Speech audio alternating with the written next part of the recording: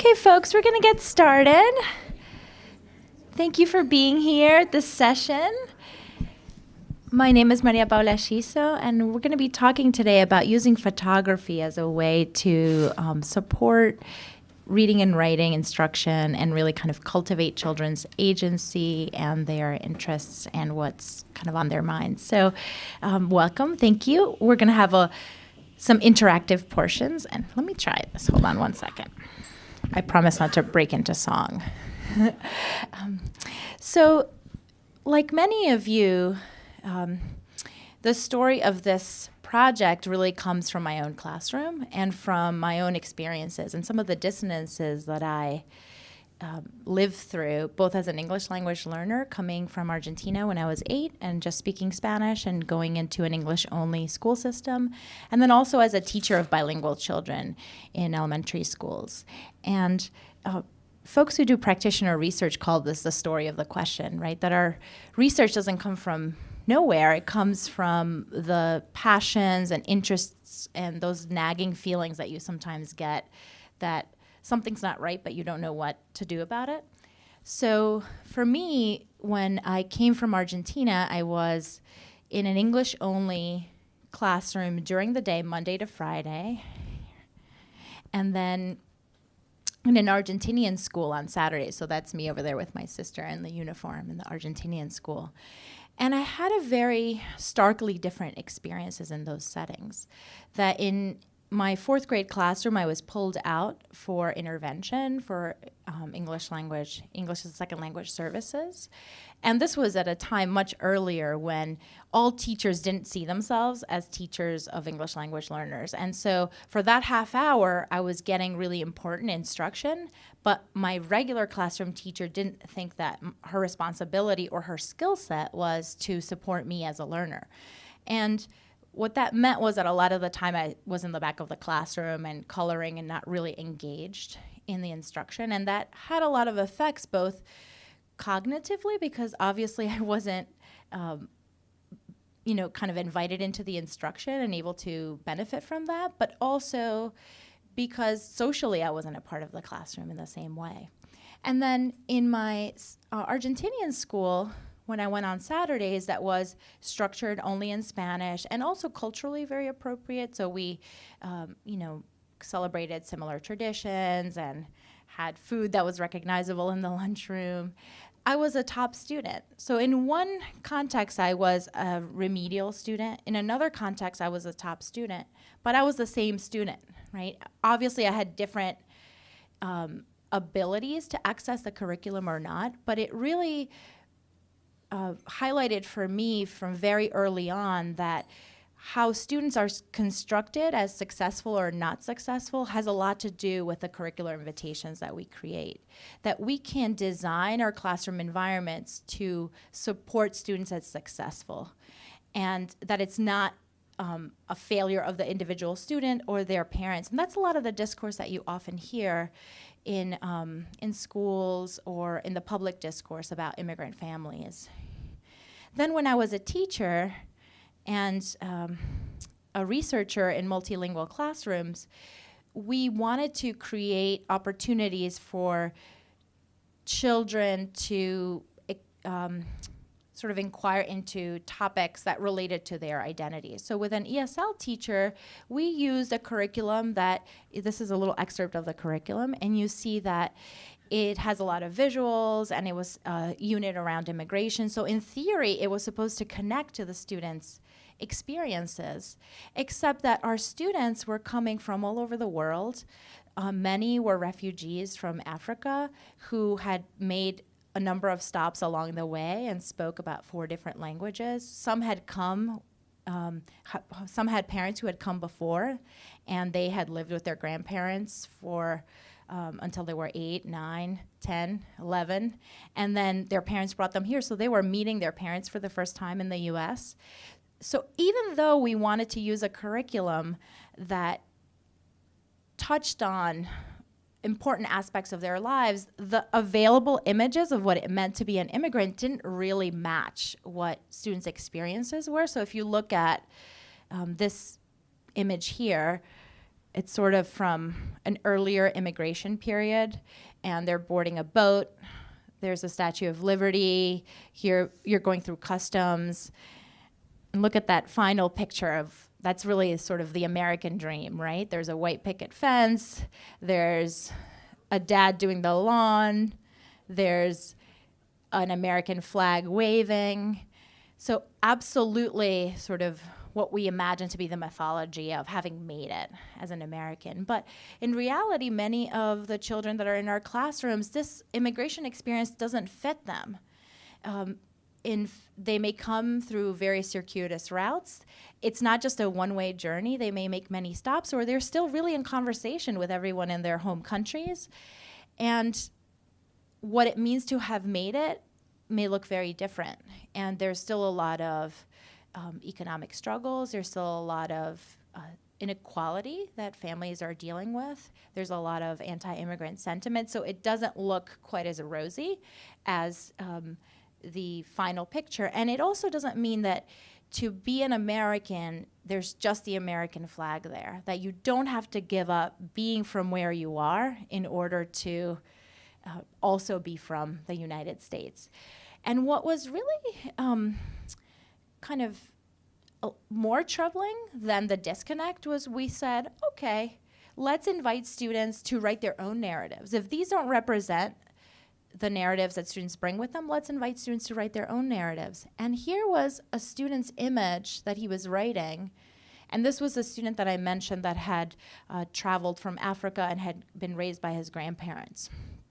But he paints a very similar picture, right?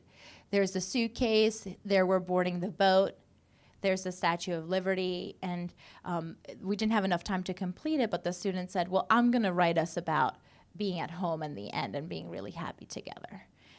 And even though I knew that that story didn't really represent that student's history, that's what the student chose to write on the paper. And I said, but that's not what you told me about coming here and living with your grandma. And he said, oh, well, that's too complicated. And so it really gave me pause. It was what we think of in practitioner research as a dissonance, where we are pausing to think, what are the questions that are coming up from our practice that we need to pay more attention to and take action on? And that many of our students have stories that they might feel are too complicated to share in school, too complicated to represent. So even when we think they're bringing who they are into the classroom, they might be bringing that to an audience. They might be telling a story that they think the audience wants to hear, rather than communicating what they decide is important to communicate. So it really highlights for me a couple of things about working with emergent bilingual students. And the project that I'm going to share with you today, and we're going to be interacting with a number of materials, is based on this idea that rather than assume that we know what students need, we know a lot from research, we know a lot from other students that we've worked with, we know a lot from practice, but let's also create opportunities for students to tell us, to show us, to direct the instruction in some way. And that's the dance of teaching, that's the dance of leadership in the context that you're in, that you have to balance the things that you know in the curriculum and the pedagogical moves that you know are supportive of students, but also create space for students to direct their learning in some way. And so we know that children's cultures and languages and out-of-school experiences are important resources for learning from a lot of bilingual education and literacy research. We know that there's a lot of research about what bilinguals can do by being bilingual, how they have a lot of cognitive flexibility, a lot of creativity that comes from being aware of multiple languages and who you should talk to in what language and for what purpose, and also a lot of knowledge about language that comes from being bilingual.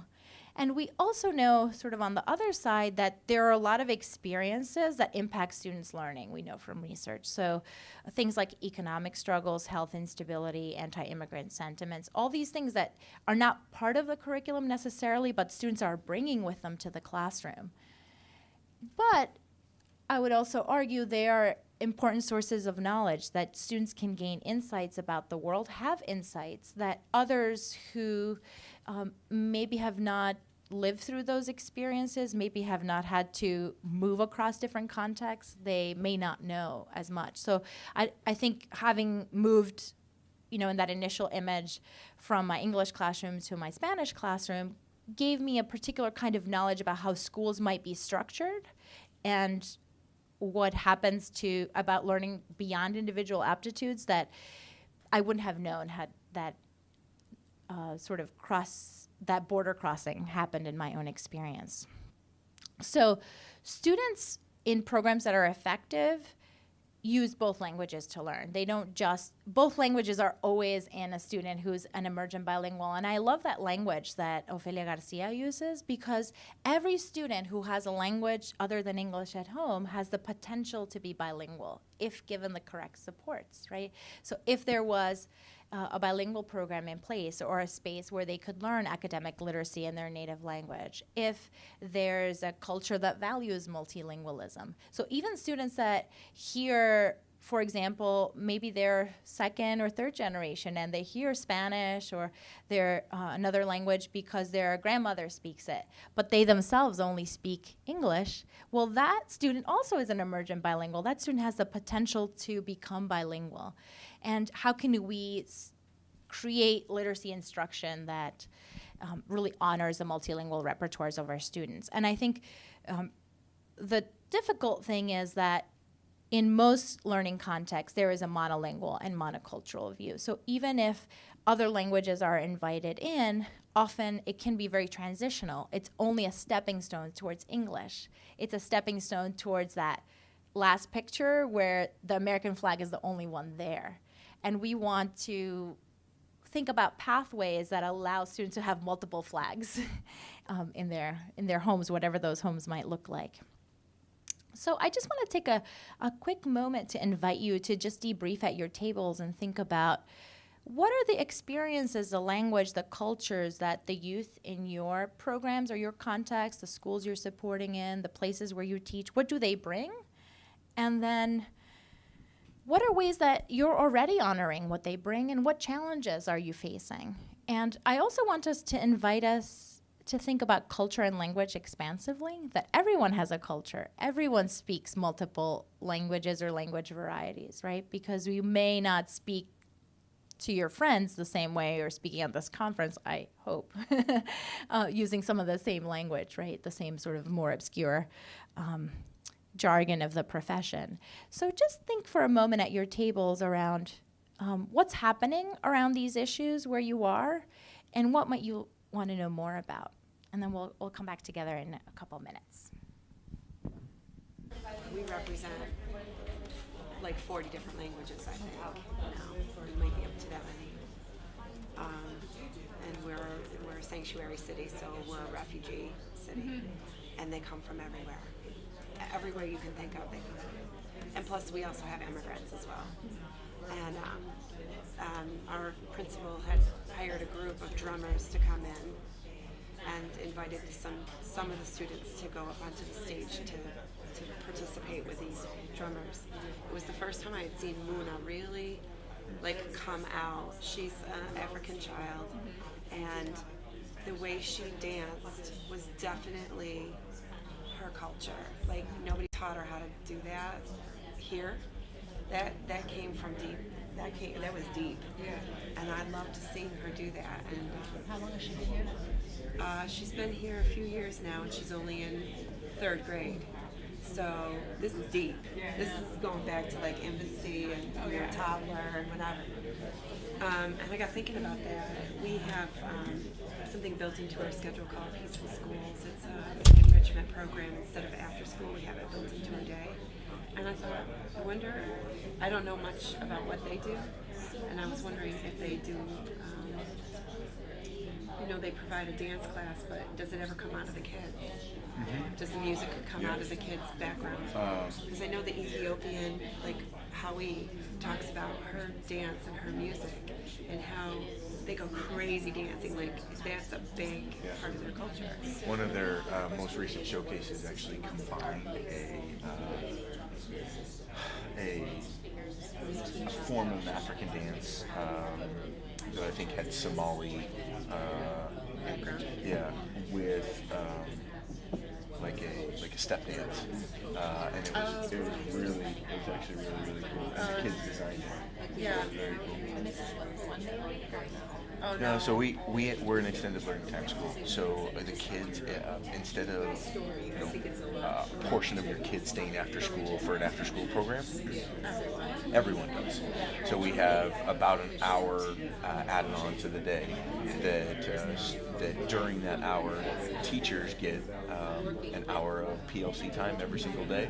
So they actually get their PLC time every day, and then during the time that they're in PLC, the instruction is provided by a community-based partner, community-based organization. Everyone. The whole school. We're a K-8 school, so we have about It's 900 staggered kids. throughout the day, so they're in and out of classrooms throughout the day, and our PLCs are staggered throughout the day. Their schedule is similar to like a special area teacher schedule, and it's fun. really It's good. it's a neat opportunity, and we have a great partnership with them.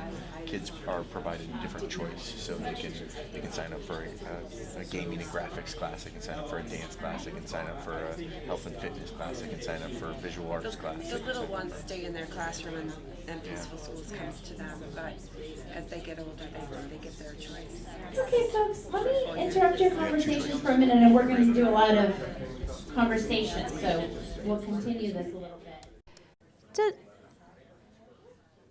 Does anybody want to share anything about their contacts? What you're already doing that's working? What your challenges are in that context? Oh yeah, go ahead. So in our school, we're an extended learning day, and we have a partnership with a community-based organization called Peaceful Schools. And just something that came to my mind is we're a sanctuary city in Syracuse, New York. So we represent probably 40 different languages. Our school in particular, we get a lot of refugees and immigrants, both. And so we have all this culture around us all the time. And they did a showcase, the kids did a showcase with some drummers came in. And I watched this one girl dance who's been in our country since first grade. She's only in fourth grade now. And I thought there's something deeply embedded in her that she got up there and was able to dance. And she had this whole move thing going on. And I was like, that's so inside you. And I wonder, how can we bring that out of you? And so we were just talking about how could we leverage this community-based organization that we already work with to do more of that. They are doing it, but how can we do more of it? And community organizations are a great way, I think, to often they're attending to all these other factors that are impacting students' lives and have some flexibility in the curriculum that schools might not have otherwise. But I think that link of the school and the community organization is a really important one. And I want to add, I think, to what you said, how great for that student, not only that she was able to express herself, but for other students who may have now seen her as a different individual, right? As more capable or more able, having more. And so I think part of the challenge in working with students who may be labeled as English learners or who may not be fully participating in schools is that we think that's all there is, and other students may think that's all there is, and in fact the language or the participation may be a barrier, and we can't really fully account for all that person knows. And other modes like dance or other culturally appropriate opportunities may have ways to showcase that student's knowledge in different ways. Anybody else? Yeah. In Austin, ISD, we have a program for elementary students. It's called Academia Quatli. So it's a program with the Mexican American Cultural Center and the University of Texas at Austin and an outside community group that they send elementary school students to a Saturday academy where they learn about culture and dance and language. And it's nice. They also have a parent component so parents can kind of learn alongside with their students. And at lunchtime, they use a cookbook that's called Decolonize Your Diet, and then they make healthy meals, right? And everybody, it's a community effort. They make the meal together, they share the meal, they clean up the meal.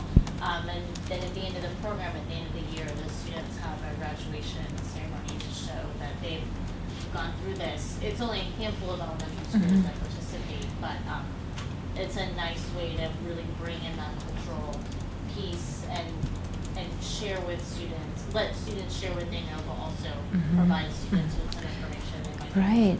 Perfect. And I think that's that dance, right? That it's not just about valorizing everything that students know without doing what we know how to do, which is teach, and teach, in my case, literacy, but I know we have a lot of content educators here too.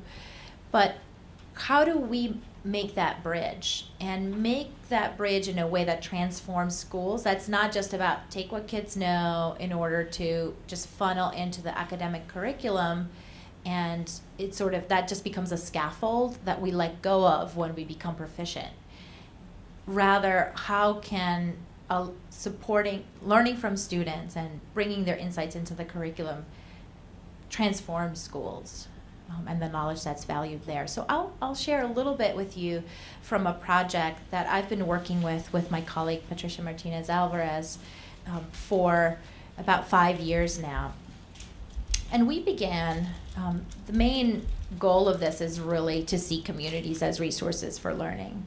And this really began because I was doing staff development in a school, and it was a first grade group, we were doing expert writing. And so the children were writing books about what they were expert at. The teacher modeled some examples. They were great. She was a good teacher.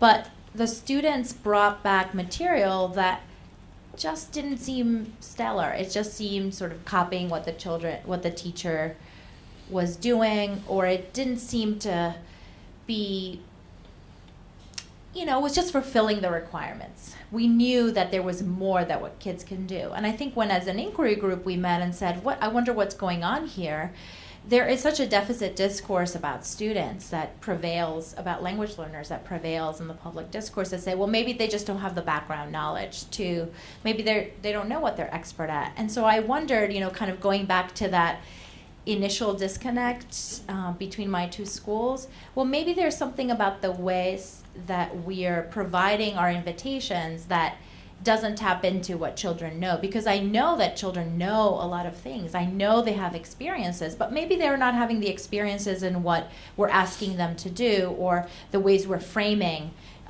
what can count as writing in schools. So the first thing we said, we were thinking about aligning that curriculum to what they know. We said, well, I wonder what kids are experts at.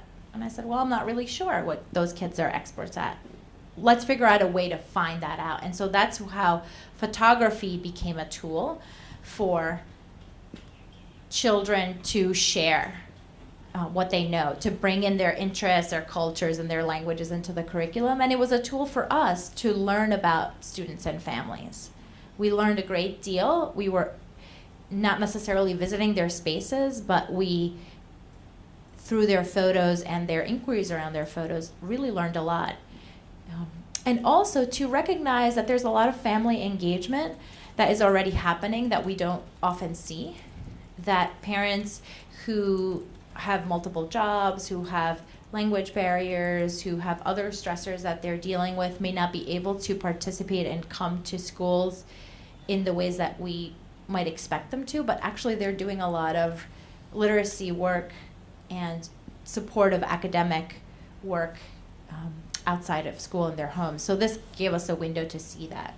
So the first thing we're going to do is I want to show you some of the students' photos, and I want to invite you into inquiries that I've had with other teachers about how do we read these photos? What do we think we're learning from here? What is a potential that we might take further that might inform our instruction?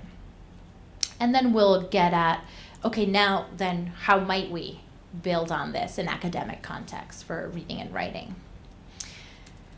So the first thing I'll invite you to do is just to think about, many of you are in elementary school context or working with elementary school students.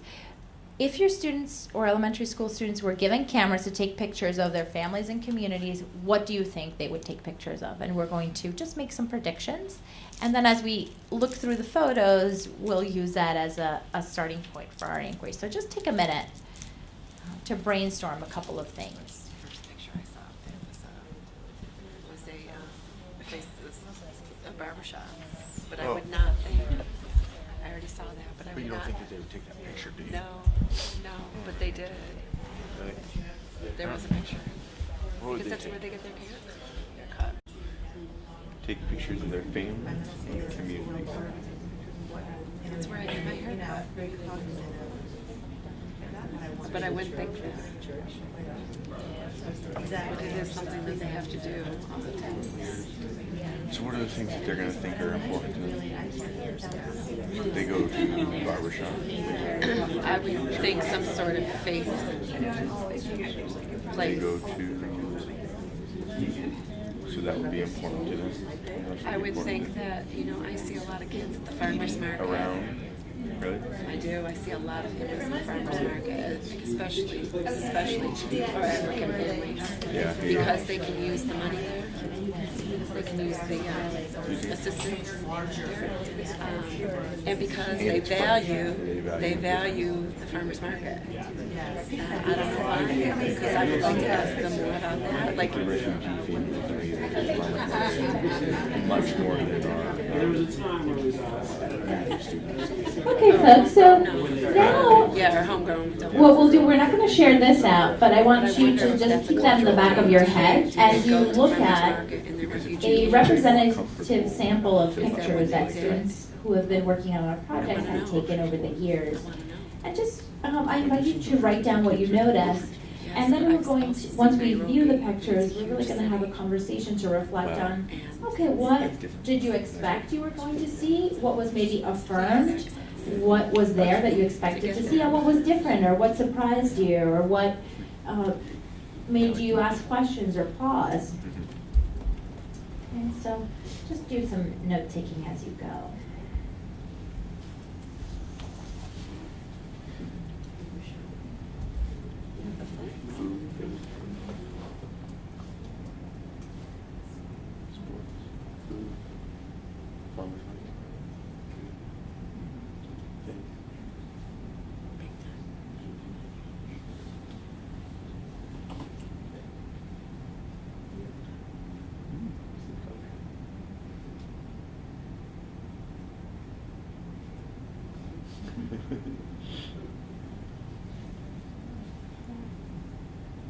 I like it.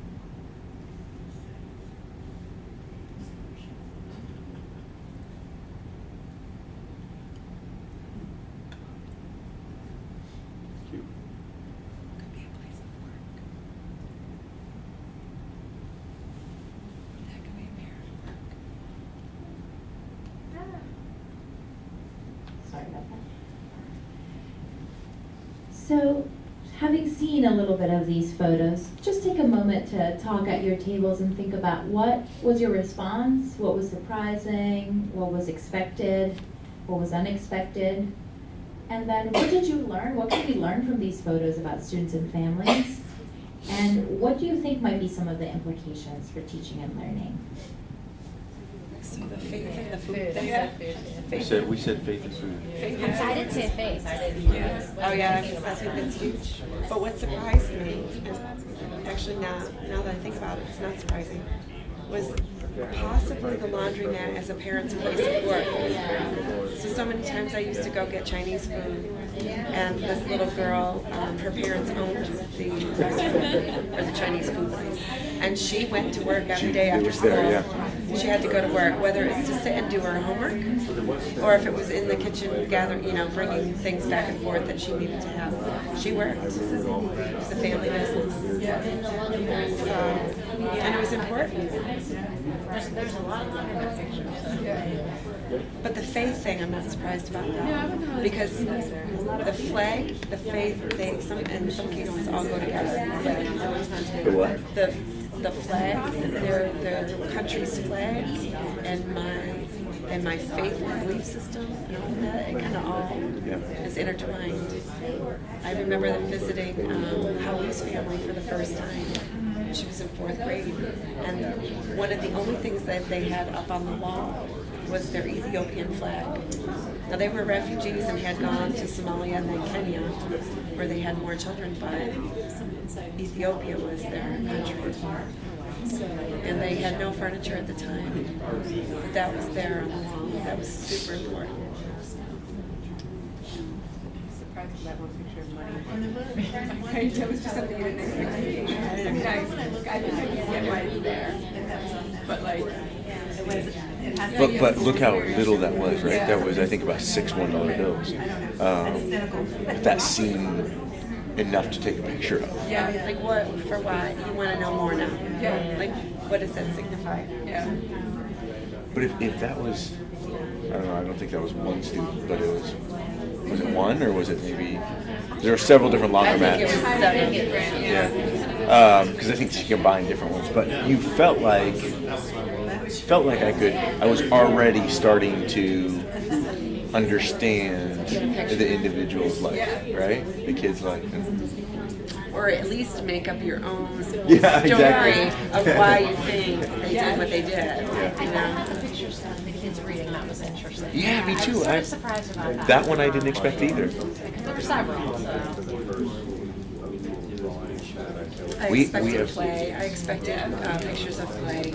You know, your favorite place, the football or soccer. That we find that with our refugee families. Some refugee Okay, families folks, let's bring the conversation to the very whole group. educated nation where they were in education all the way through. Learned English from kindergarten up. So they come in and they're like ready to go.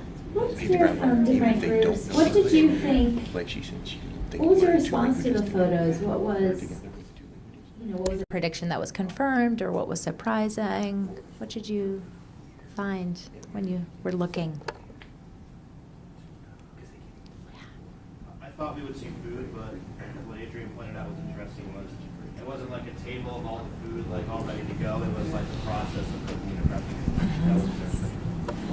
Yeah, that's very powerful insight, right? And so this little girl actually who was doing the green beans, she produced a number of videos where she's snapping the green beans. And you could buy those at the store already pre-cut, but this is much more economical. At the same time, it's time that's being spent with family, right? Where you're helping out, when we think of parents from minoritized backgrounds as somehow absent, and that's absolutely not the case, right? That the kids are really in community. It just may look different around doing different kinds of things. So that making visible the labor that goes into when you see that full table, how did it get there?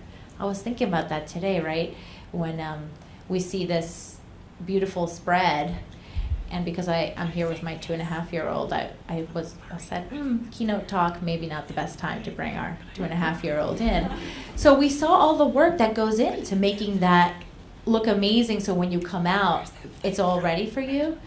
And a lot of these children have that insight because their parents may be in those kinds of professions, or they may be helping out at home in these ways because mom or dad is working. Thank you. Any other thoughts or insights? I thought it was interesting that a lot of the photographs provoked questions, like trying to figure out what exactly Excellent. is going on. Why are they there? What are they doing? Thank you. And, I think that's really important because we could also misread a lot of images, right? We are always reading from our own positions. And so we could reinforce deficit stereotypes of students by what we see. And, even with very committed teachers, even with teachers that share their own backgrounds with students. So for example, I'm working with an inquiry group of teachers who's now facilitating this curriculum with some after schools that we're working with. And we had a picture with a lot of shoes in the entryway, and it was sort of a repurposed armoire that was holding everyone's shoes, and you could see they were all different sizes, and give you a window into how many people were living in the house, which we found out many families living together, extended family. And so one way to think about it is, how do we both attend to the systemic challenges that make it necessary for people to coexist without seeming to make that poor children who don't have their own space, right?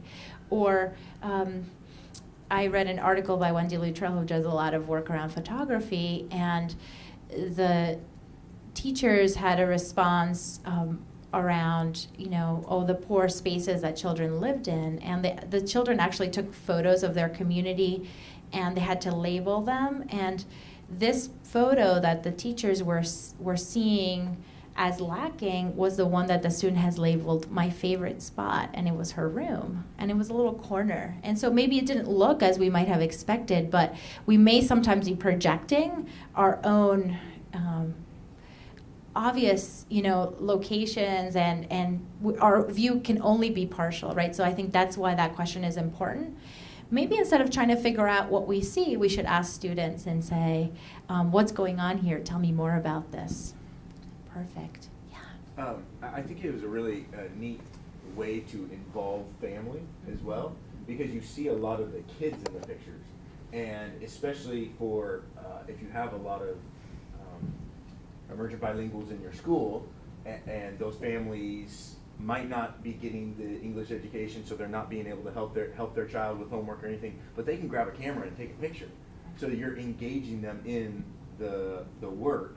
And I think that's just kind of an exciting thing. And it made me think about, I'm seeing a lot of kids, but they're the one taking the camera home, so someone else has to be taking that picture. Right, absolutely. And so they're walking around the neighborhood, or even in the you saw that sometimes the kids are surreptitiously taking pictures, but often it's very much who's in the background, who's supporting them, and it's a family member that we don't necessarily see as involved, but can be really involved in this. And I'll show you a little bit later some ways that we were able to tap into that. So I was thinking about our discussion yesterday about agency and who's making the choice. And students are really the ones making the choice, what they're choosing, what they're choosing to share. So talk about building agency in our students, this really gives them choice and control that we're looking for. So Right. I thought that was very interesting. What a great point, because it's not that this is objectively kept, we're not seeing this as sort of disclosure of everything that's in students' lives. We do a lot of teaching around, you're taking a picture of what you want to tell us about, of what you want to show us. Why is this important to you? What did you want to bring to the classroom? And so it's not objectively, sort of ethnographically capturing everything that's happening. It's more around centering students' agency in the curriculum. We talked earlier, some of us are at middle level, and we were thinking how the elementary level is so lovely, because at that point, you really are okay sharing a broad range of images. Mom and dad are so cool. You're not so much worried about social status and things like that. And we just thought about this, as kids get older, it's much more filtered. So they become editors a lot more. I'm curious to kind of compare that as kids get older. And I think that's why Valerie's talk earlier today, her work with on the book Harlem on Our Minds is really sort of what do adolescents do when they're recording what's happening in their communities, and issues around gentrification, for example. A lot of the kids here brought it up, but in a different way. And I think even I would say at the elementary level, depending on the context that you're in, and I don't, often I hear from the teachers that I work with, or the teachers that are in our teacher education program, they're worried about bringing in social issues because they don't want to be seen as overstepping or sort of teaching their politics. But our questions, and I'll show you some examples, are about letting students sort of choose what they're going to be talking about, and then asking the questions of, why do you think that? Who might think differently? What are multiple perspectives here? And so we didn't necessarily go in, of course we have a social justice stance, but sort of bringing in that at the forefront. It really came from the students and the topics that they wanted to explore. And the questions that when we think about close reading, well, what does it mean to read closely a photograph, for example? What's left out? How is it that your framing indicates some kind of intentionality? And it helps us then bring those critical questions in ways that are about, academic skills and academic language. And I would say it would invite students to explore some of these issues, but you could explore any issue from this perspective. So thinking about critical inquiry when we had photos of pets or the hamster, I'm like, well, how do you get critical inquiry in there? But actually, when we think of, a lot of questions arose about who's taking care of that pet. What does the pet think about being in there? And there's a lot of more organic ways of inviting multiple perspectives and questioning that's based on student agency. Any last comments? Let me show you. So one thing that surprised us too was the spaces that kids talked about. And this, I took the title from one student piece of writing. He called it Mis Mejores Lugares, my best places. And they were places because a lot of the teachers didn't necessarily live in the neighborhood that the children lived in, that we may have passed by, that we may think there's nothing going on there. And so much was going on there. So the neighborhood bakery or the laundromat you saw or the grocery store or La Botanica, right? And the laundromat in particular was one that was amazing in the ways that it recurred. It was so surprising to us. Maybe it's particularly situated in New York City where you have to really live in a very fancy apartment to have your own washer dryer there. But also the work that children were doing, again, kind of going back to the cooking as well, and all the literacy that was there. So this was one girl gave us 17 images of her local laundromat and the ways that she works there. And then we also were looking, some of these timestamps are correct and some aren't, but this one is. So that in the evening, on the weekends, kids are there helping their parents and they're doing the work of the laundromat. And that's not just, poor kids are missing out. It's also a source of knowledge around, look at all the literacy that's happening there. Look at all the bilingual literacy that's there. And it's a place, I love it because look, the Statue of Liberty is there, but so are other identities that are there too. So you can be Mexican or Ecuadorian or Colombian and also be from the US. And look at, that's a calendar from in Spanish. So I think you saw a lot of church pictures in those images. And that's something that we also leave very far outside of school. But a lot of times it's where children are getting their native language literacy. So there's a lot of Spanish for the students that are working with us that's happening in a religious context. And even the local library bag, public library, is used to carry some of the items to the laundromat. So this is where they're visiting the library. There's echoes of all the literacy that's in their lives. And also of the ways that children are integral to how families function. So think about those. This student was in those classes that we said, they don't know how to write an expert book, a how-to book. Well, I wonder if I had modeled with how do you do the laundry, I think kids would have had a lot to say. So the invitations that we create or, by modeling certain ideas, we are always giving value to certain things. That was very tautological. Need more coffee this morning. Meaning that the things we say as teachers, what we model, it carries a lot of weight. So if we don't model the laundry is a lot of expertise, well, kids might think that doesn't belong in school or that's not really knowledge. But by bringing it to the classroom, we are really saying what you do outside of class is knowledge, and it's important for learning, and it belongs in school. And that's what I mean by transforming what classrooms are like. And I just want to show you a couple of quotes from Sophia, who was one of the little girls. And those images, I interviewed the students to talk about different places that they were interested in. And she was looking at that photo of the laundromat. And actually, she got very upset with me and wanted to say, that's not my laundry. The picture that you're showing me, my laundry is a different one. She says, mine is the one where Vicky works. But my sister calls her Mickey, ma. It's the M. And I help my mom take out the clothes.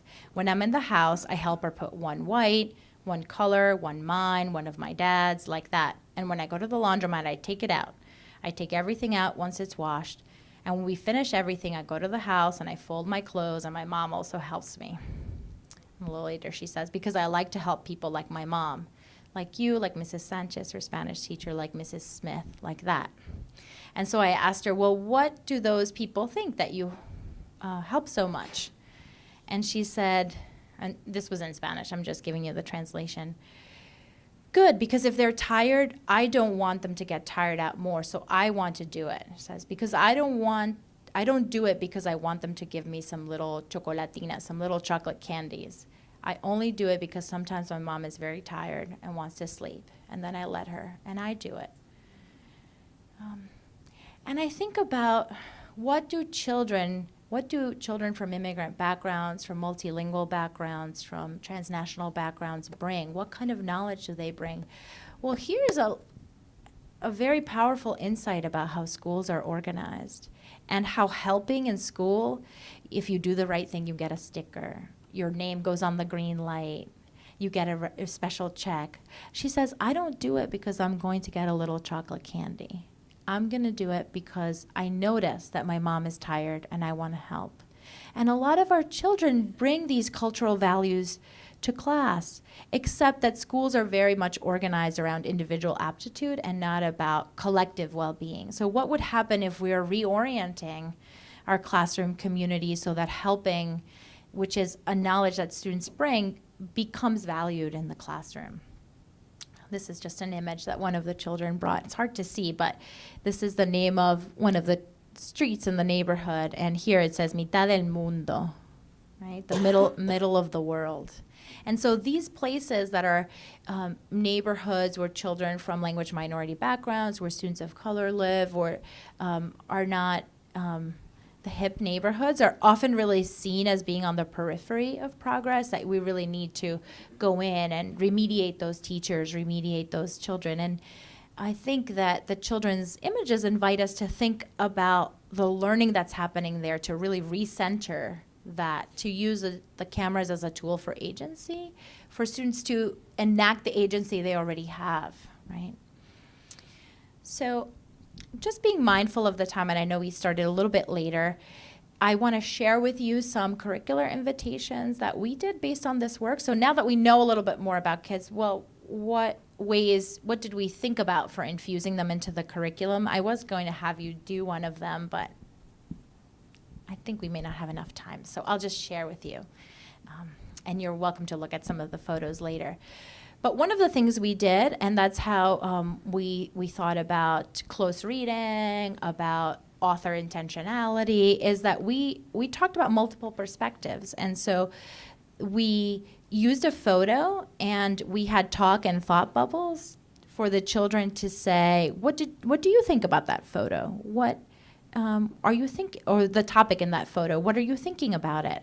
And then what might different people think about that? Who else might think differently? So for example, a student had a picture of the school, and he was saying how he didn't want to go, and his mom was really valuing school and said it's important to learn. Or that there can be multiple competing perspectives. You could at once feel alienated from school, and also that someone else might say it's really important to keep going. So it was a way to say, for very young children who might think differently, and to honor that there might be different perspectives, and to think about, how is language a part of the photo? How is culture a part of the photo? Is there anything unjust or unfair that's in the photo? Who's included or excluded? Because if you took the picture in a different way, who's not in the photo? Maybe sometimes photos can be limiting, so we use a lot of drawing around the photos. We used a lot of conversation. At the very beginning, we really just used children's photos to showcase the students' expertise. So for example, making a chart of writing ideas and thinking about what are we experts at, rather than having children start from nothing or start from mentor tags using the children's lives as mentors.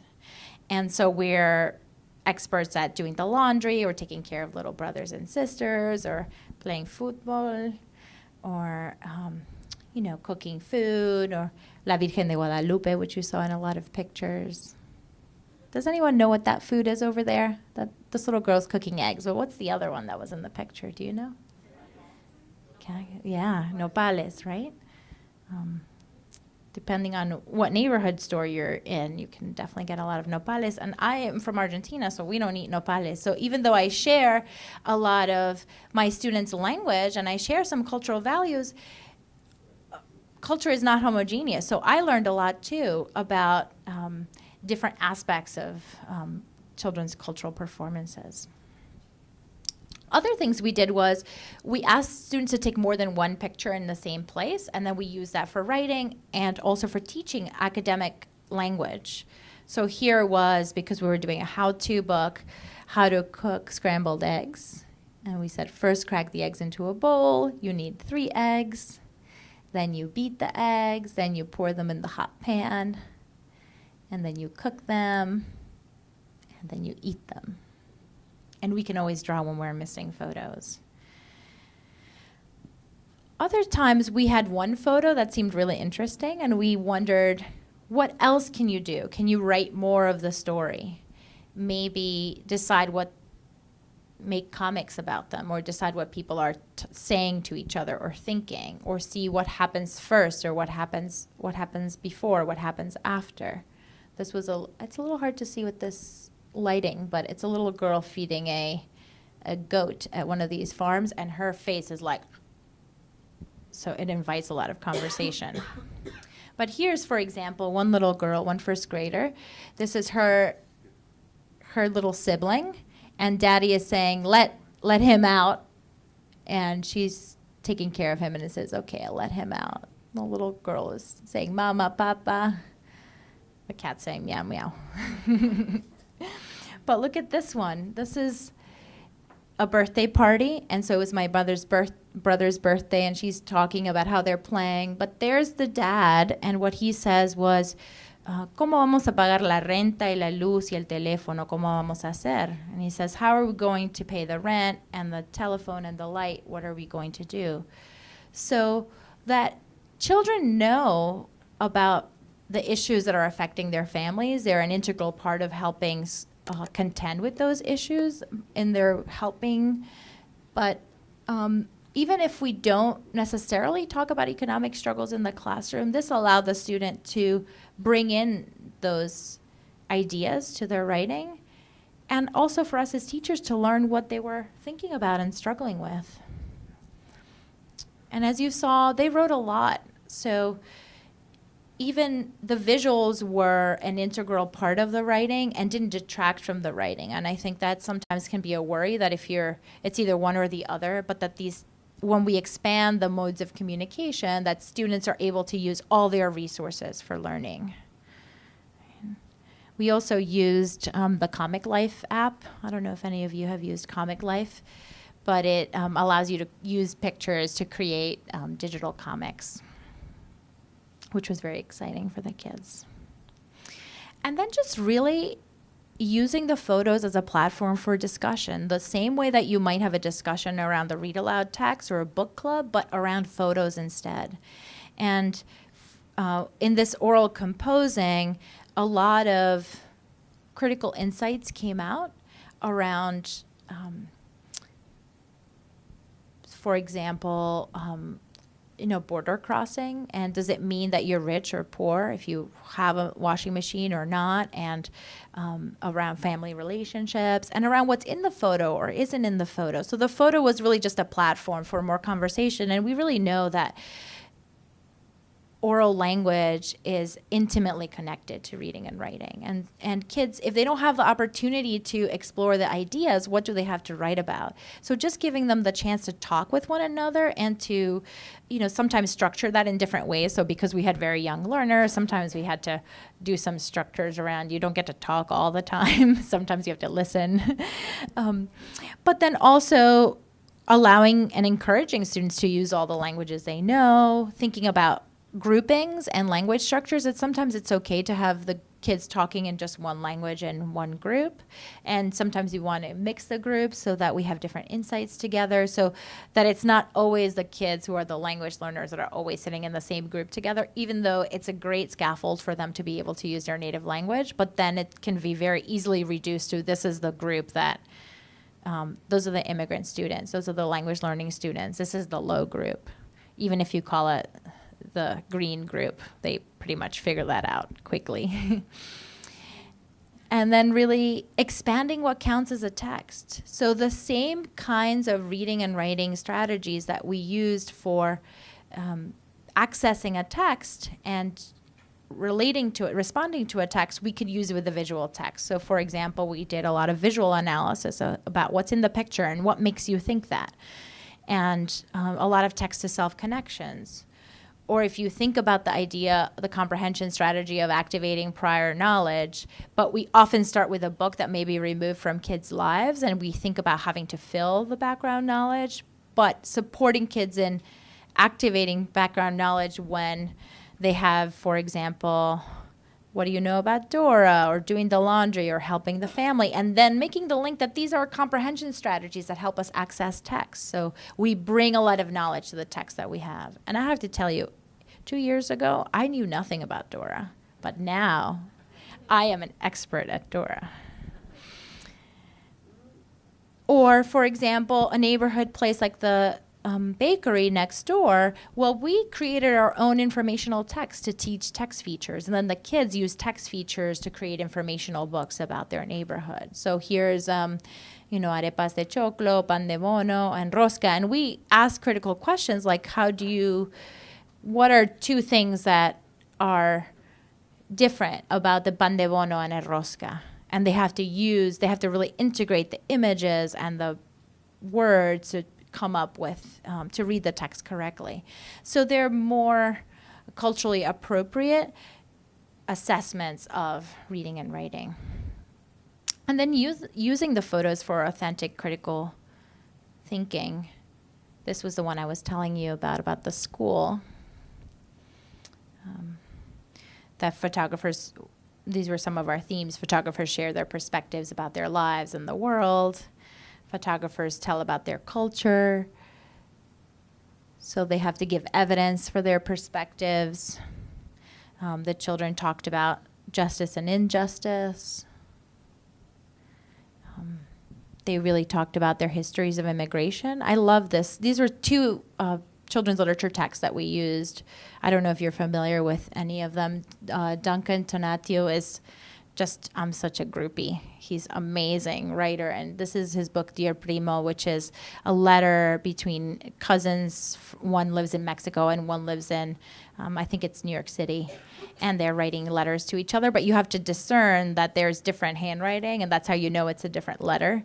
And then there's sort of an overarching story about what's similar and what's different across their experiences.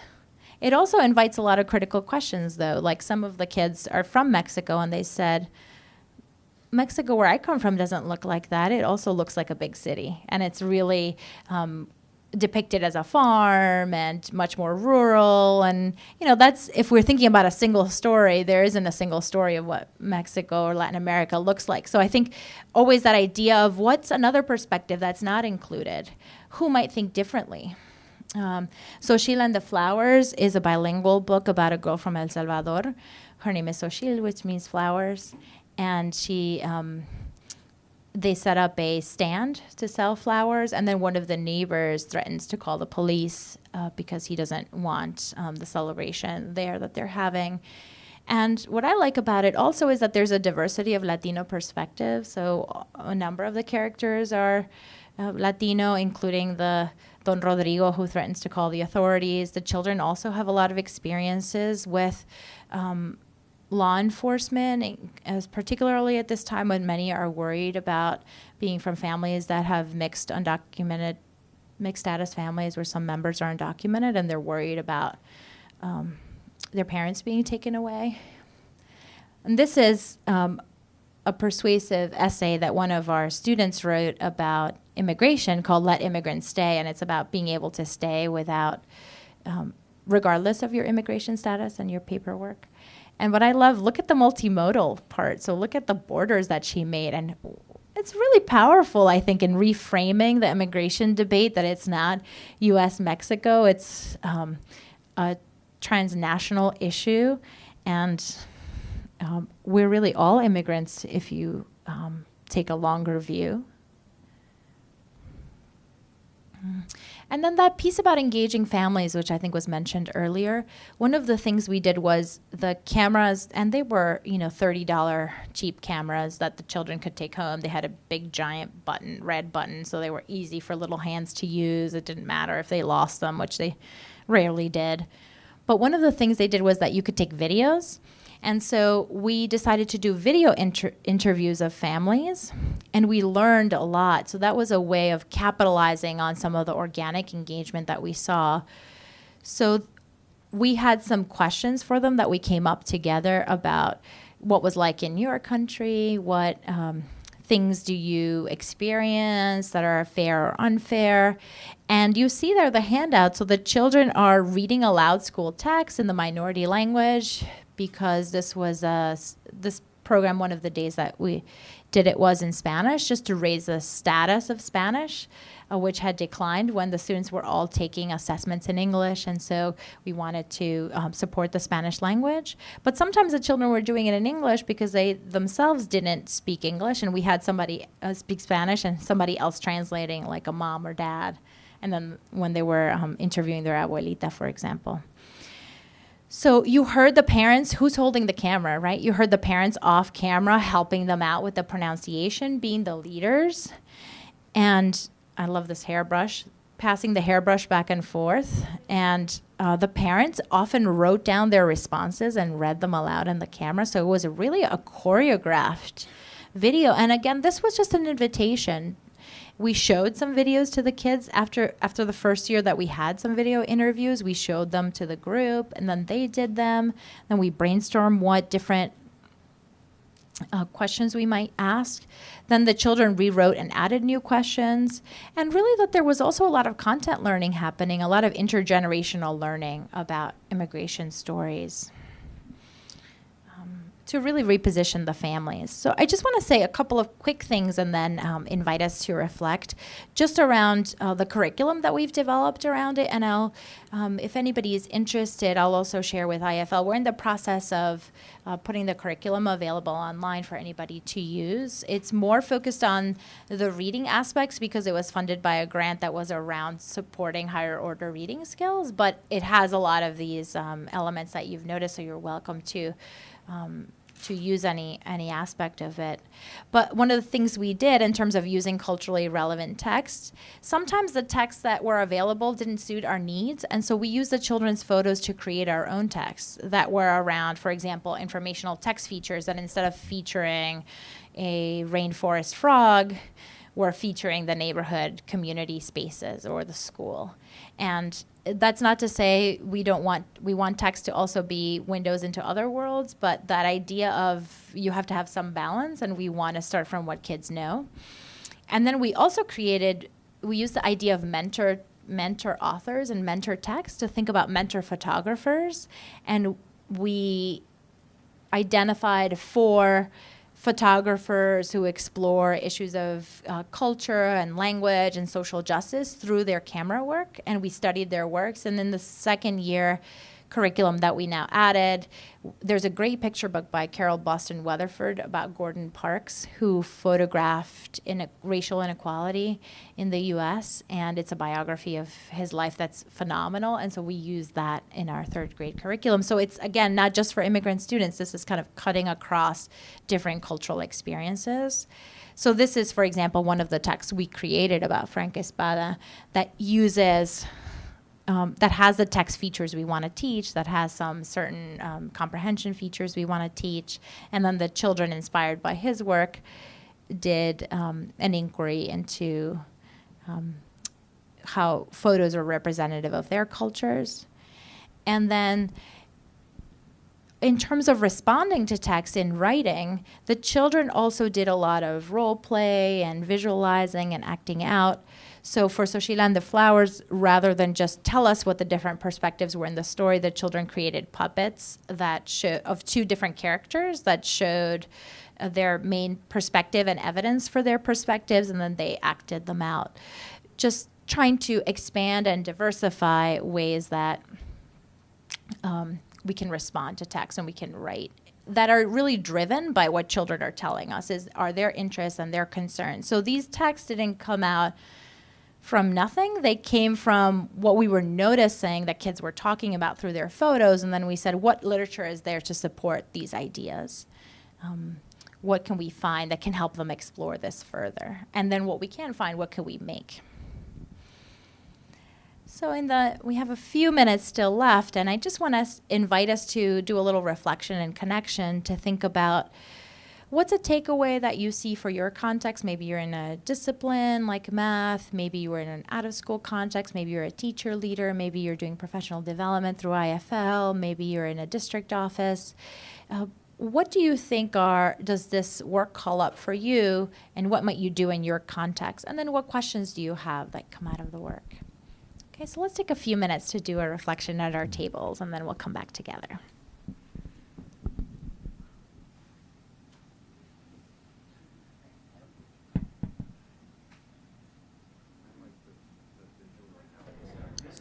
Okay, folks, so we just have a few minutes left, so I'll call us back together.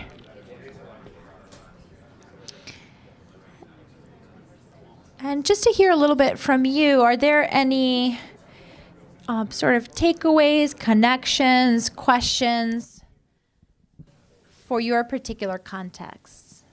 You talked a lot about authenticity. Mm-hmm. From kids and their lives and their process, so they're showing us the process of the food instead of just the completed food. So I'm wondering, if you were to do this across grade bands, when kids start to get socialized and become adults, at what age are they going to start to feel, I hate to say it, but maybe ashamed of their laundromat? And at what point are they going to stop sharing that kind of authentic experience? And I think that speaks so much to what's the culture in which that sharing is happening. And we were even concerned about that when we were working with first graders. And we were worried that they were going to try to go out to a museum to take photos or stage something that's for us. And so we did a lot of modeling around what kinds of photos might we bring to try to create spaces that countered the dominant narrative of what's valued in school. So we said, I think my colleague brought in a photo of her sitting on the couch with her little son watching TV, and they said we were watching a program that we really liked, and it was in Spanish. So it was okay to do everyday things. And then some of the instructions said that what we're doing is we're taking pictures of everyday things. And it really matters. Our modeling really matters. So I think that's important. But also as children get older, the ideas of why did you frame this the way you did? What were you thinking about? Who is this audience for? Now let's do it for a different audience. What else might you have shared? And maybe that's just journaling, and it's not something that you're going to share with the whole group, because there might be aspects of your life that you don't want to disclose. And I think that's the idea about student agency, but to be aware of you have a role in the framing, and the framing that you shared with us is partial.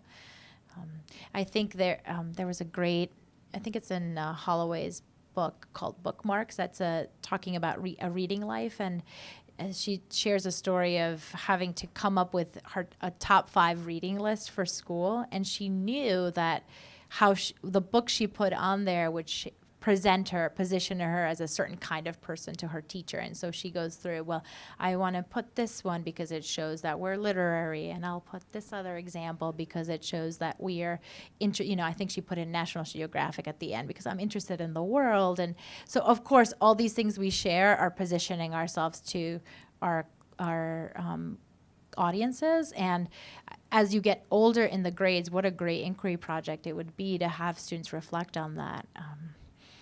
So it would be powerful. Thank you. I wanted to just touch on a question we had here around, or a connection is, what about in contexts where you might have smaller pockets of other language populations? Like, for example, even though our curriculum, most of the kids are of Latino backgrounds, there have been a number of students who have been of Asian backgrounds, or from a number of students from Yemen.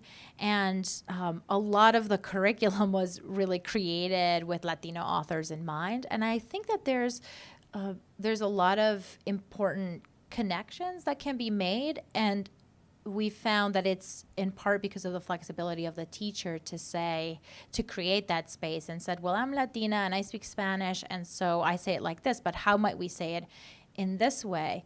And at first, one of our students of Chinese descent was hesitant to share.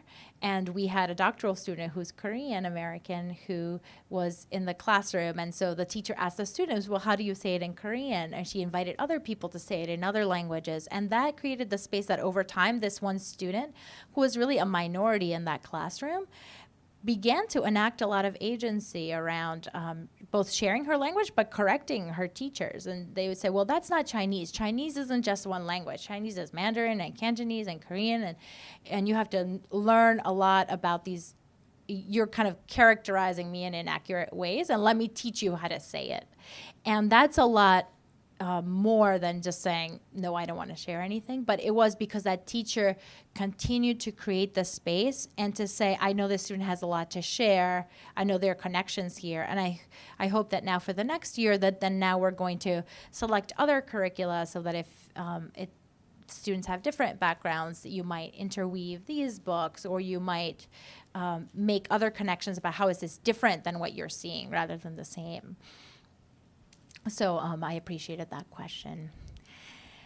Being mindful of the time, I'm going to say thank you so much for all your insights and attention today, and it's been a real pleasure and so exciting to see the great work that you're doing. So thank you, and I hope to have more conversations.